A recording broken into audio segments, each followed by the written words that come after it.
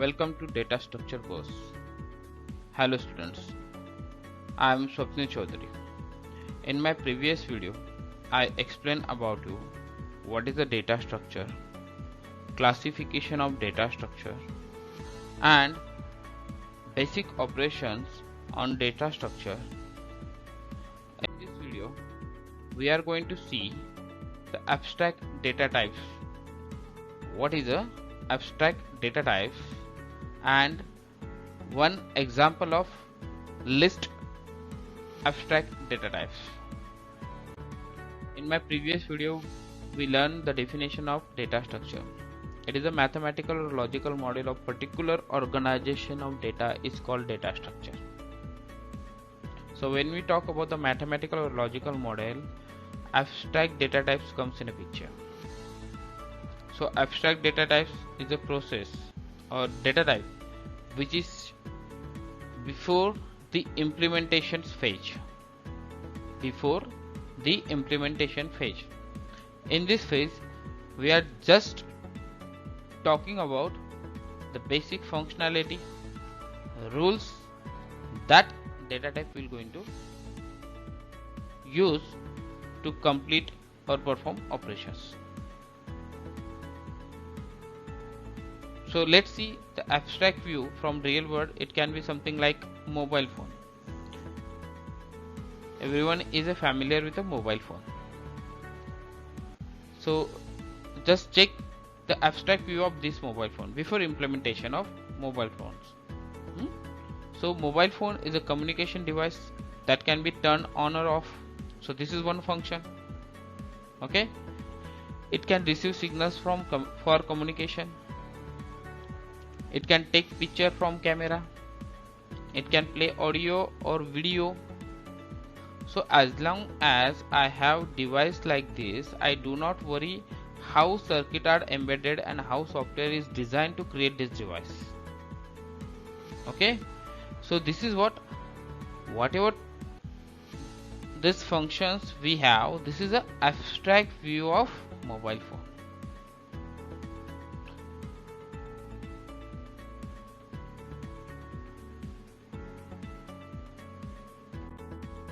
So what is the abstract data types?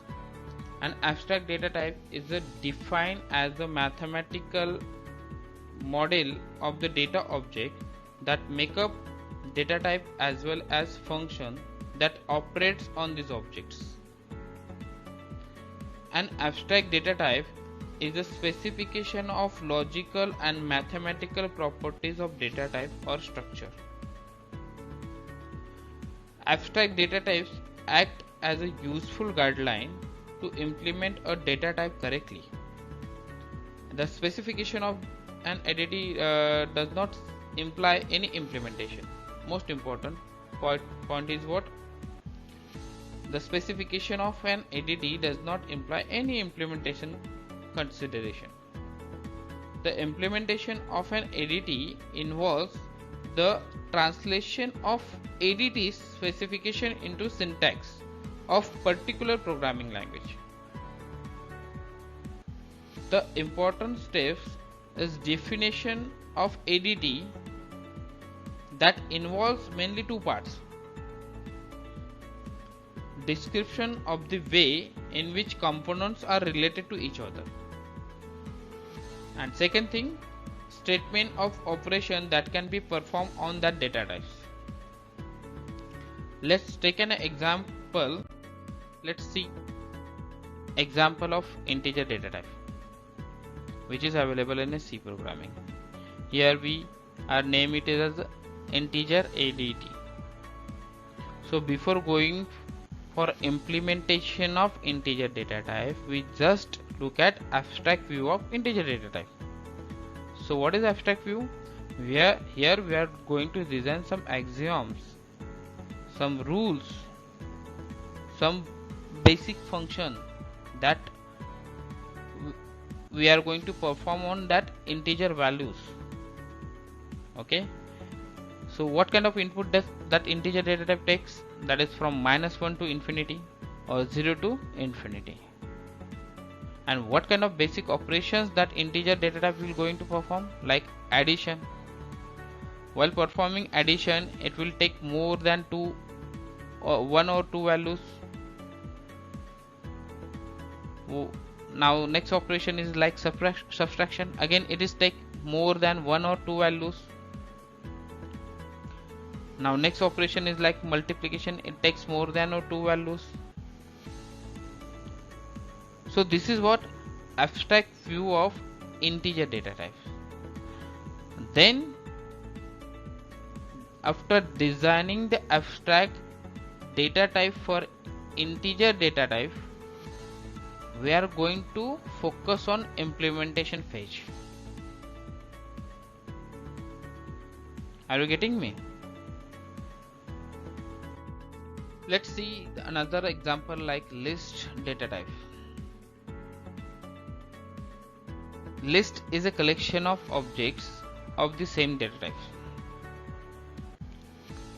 We have list of groceries, list of names, list of words, list of roll numbers.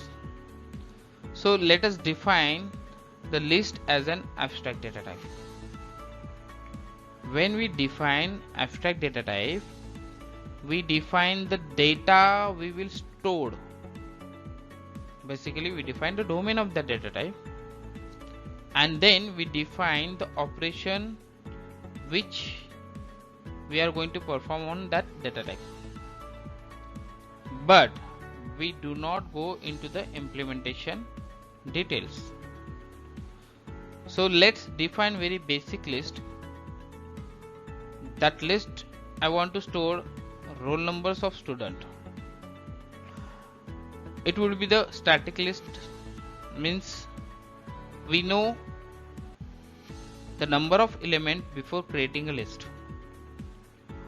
We should be able to write and modify an element at any position in the list, and also we should be able to read an element at any position in the list. So most basic function is what? Create a list.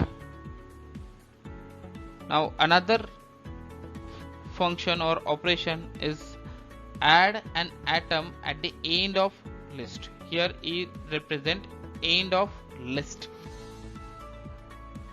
Now next function is like add an atom at particular position of the list. It may create error sometime, since if you put a position which is greater than the size of or less than the size of that list, then it will create an error.